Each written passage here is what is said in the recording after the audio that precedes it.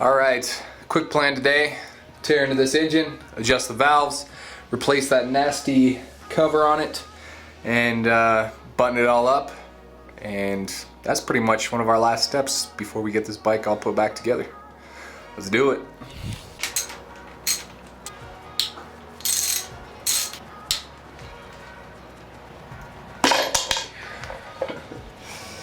Sucker was on there good. Next, we've got to remove the crankshaft hole cap here. This is a 10mm. And then now our goal here is to get the piston top dead center.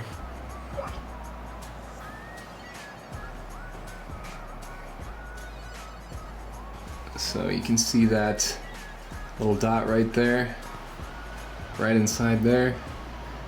Want that lined up with this mark right here on the edge.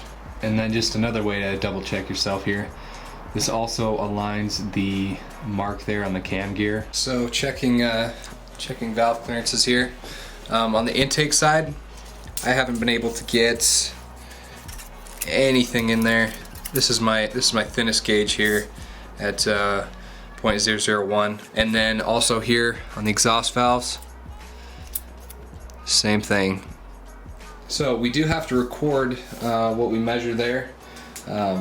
Since all of these I can get any to go through, then it's 0, 0, 0, and 0 as far as any type of clearance, and that's where we're gonna have to start.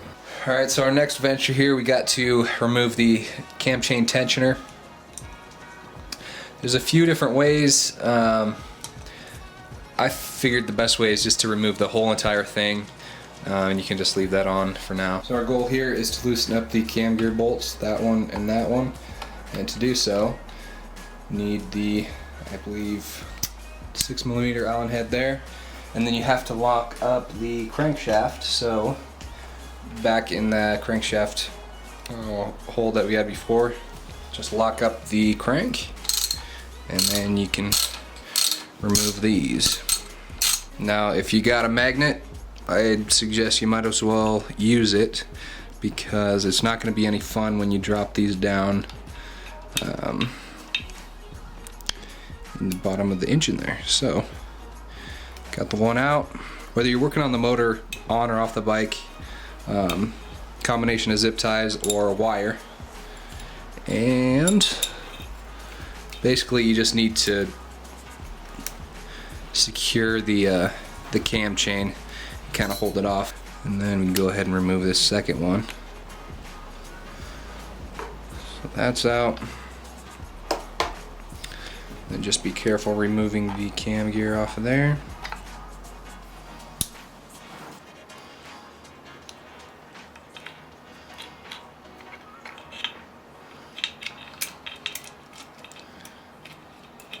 So now the cam carrier, this whole thing right here. You need to loosen up these bolts, this one, this one, this one, and this one. And you have to do so in a crisscross pattern. So loosen this one up a little, this one, this one, this one. Just continue doing that, just so that it doesn't cause any warping of the cam carrier. And with this, do your best just to pull straight up on it. So just be aware, see how there's that shim. Just about came off there. The other shim was actually stuck up there in the bucket. And I'm just gonna leave it on there until I can label them. So on all these shims, it looks like they're not, they're worn down enough where they don't have a shim size on them. So you obviously want to, if you can, get a digital caliper or a micrometer so you can measure. And to remove those shims, just grab a little magnet and you should be able to pull those off of there. Keep track of which shim was on what. There we go. I'll give you just a quick look at what I got going on here. So, piece of paper, just write up what you got going on. Our exhaust valves. I've got this one labeled as 1, this is 2, that is 3, that is 4, and then our intake valves right there. So the tolerance for my 2008 Honda Crf450r, 0.010 to 0.012. Anywhere in there is good to go. Intake tolerance, 0.005 to 0.007. And I do have my my formula here to figure out our new shim size. And that's going to be our measured clearance. So for all these, my measured clearance was 0. Desired clearance is going to be one of our tolerances.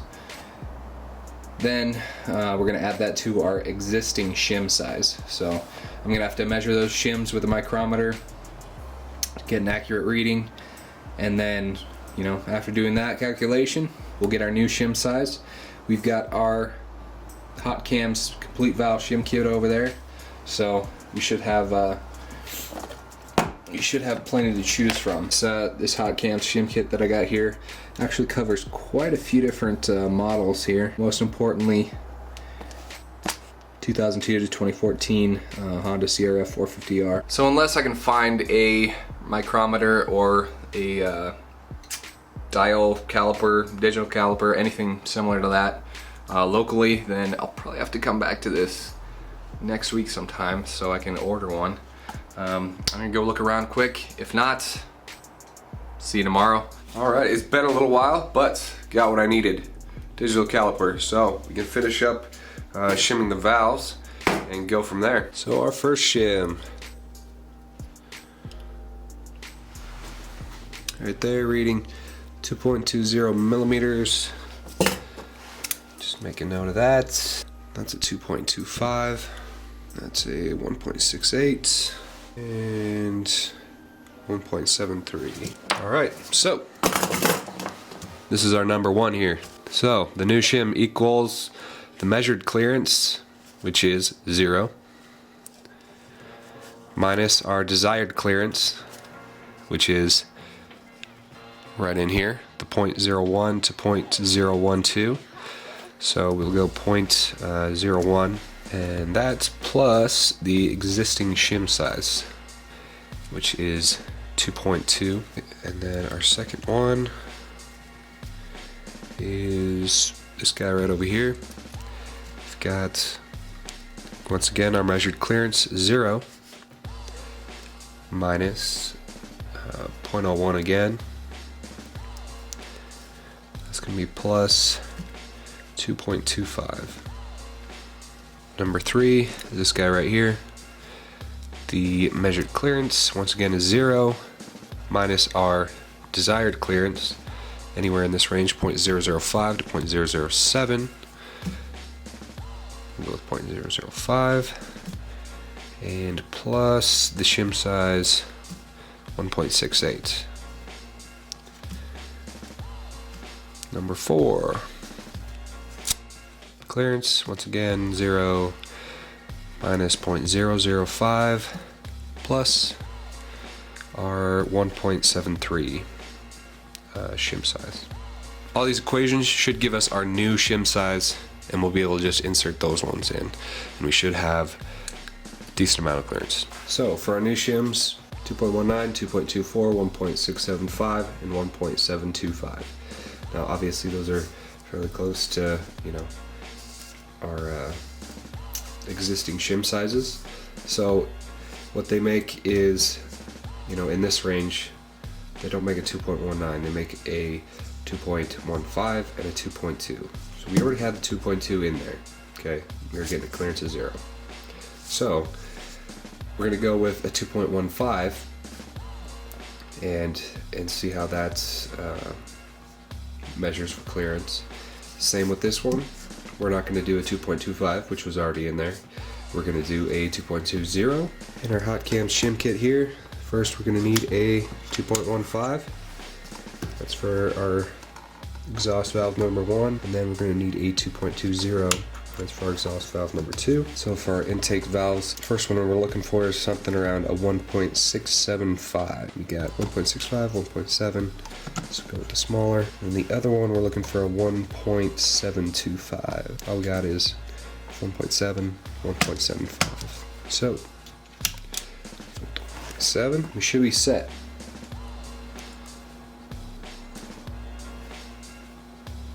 We got our lifter buckets. And we've got our assembly here that needs to go back on.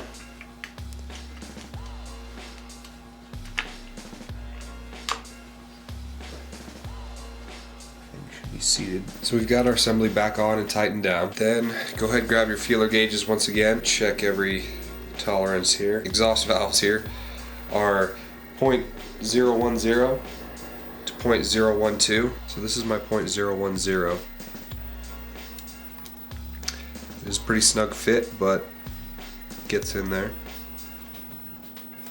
Same on the other side here. So we are in our tolerance range. That's way better than before. Then our intake valves here, you gotta check the tolerance there. Let's remember it's 0.005 to 0.007. So here's a 0.006 here. We can just barely get in there. So we've got that clearance here. And then we'll try the 0.6 over on this side.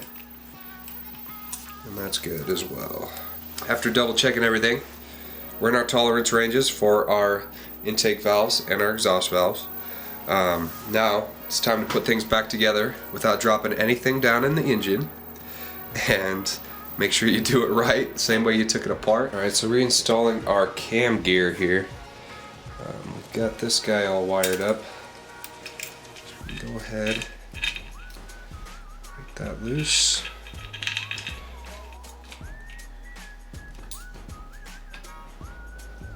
Alright, so the goal is, before we put the bolts in there, we want to get everything top dead center. So, like before, we've got that little mark right there on the cam gear, and we want that lined up with the mark that's back here on the assembly.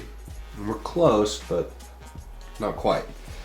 And then at the same time, we want this down here by the crank, we want that to be top dead center as well.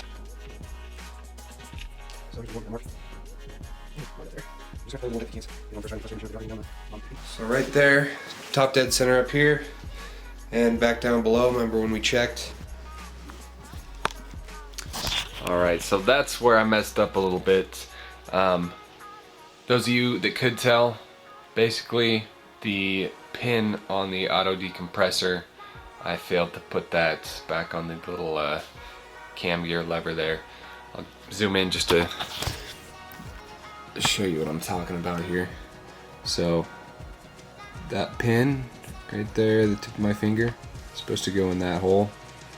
And for some reason, I don't know, for some reason I just completely forgot about that and put it all together. So I quickly found out when I attached the Kickstarter and tried to mess around with it that there was something wrong, so at least it was a easy and simple fix. Anyway, let's get back to the video. So now we can go ahead and put these back in.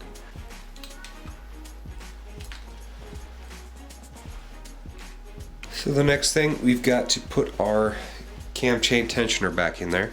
You do need to remove the center screw there, and then you need a small enough screwdriver to wind up that chain tensioner, and we'll have to wind that up before we put it in here. Gotta multitask a bit, so get her all wound up, and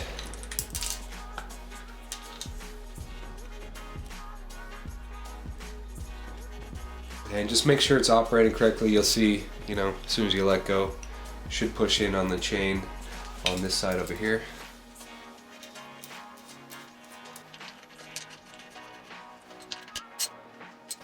And then obviously reinstall the top cover there, but I got a little bit of cleaning up to do.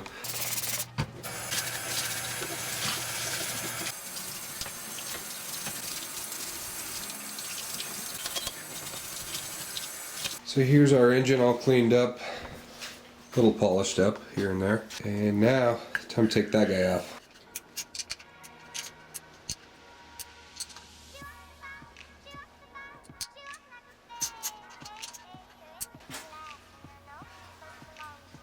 So here's our beautiful cover here. And then I don't know what you call that. That's one of the worst things. It's like a barnacle on there.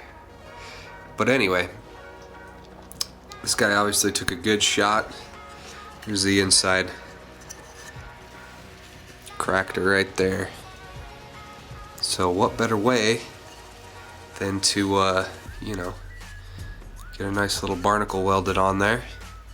You're good to go. Bam. New gaskets installed on the new cover.